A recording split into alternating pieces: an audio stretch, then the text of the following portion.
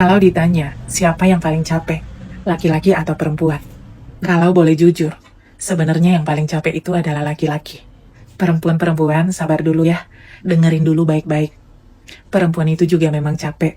Setiap harinya, waktunya habis hanya untuk mengurus suami, anak, dan rumah tangga. Pekerjaan itu dilakukan dari pagi, siang, sampai sore, berulang kali setiap harinya. Makanya ada perkataan yang mengatakan bahwa pekerjaan yang tidak pernah usai itu adalah pekerjaan rumah tangga. Lelah fisik itu sudah pasti. Tapi berbeda dengan laki-laki. Laki-laki itu capek dari sisi yang tidak kelihatan. Setiap hari dia berjuang, berpikir. Dia bukan hanya memikirkan dirinya sendiri, tapi anak, istri, dan keluarganya. Dan dia juga tidak hanya memikirkan hari ini, tapi esok, lusa, dan kedepannya. Setiap hari dia harus memeras pikiran dan otaknya.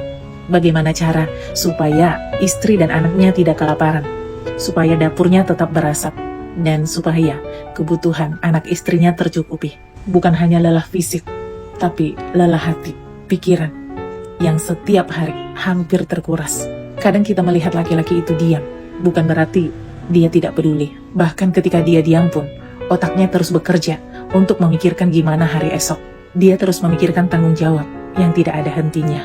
Dalam pikirannya, ada 1001 tanya, dan ada 1000 rencana.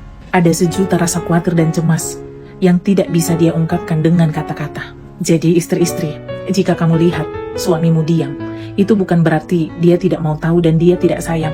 Tapi kadang laki-laki, mereka sangat pintar menyimpan rasa lelahnya, dan dia tidak menceritakannya kepada istrinya, supaya istrinya tidak ikut terbebani. Laki-laki itu nggak sama dengan perempuan.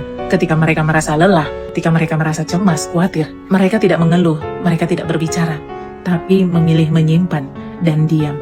Tapi sesungguhnya, jika kita perhatikan pelan-pelan, walaupun katanya mereka adalah makhluk yang paling dominan dan makhluk yang paling kuat daripada perempuan, tapi mereka juga butuh sandaran, butuh pelukan, dan butuh perhatian. Ya mungkin aja sebatas kamu menyemangati dia dan kamu mengucapkan terima kasih kepadanya, dan itu akan sangat berharga bagi dia.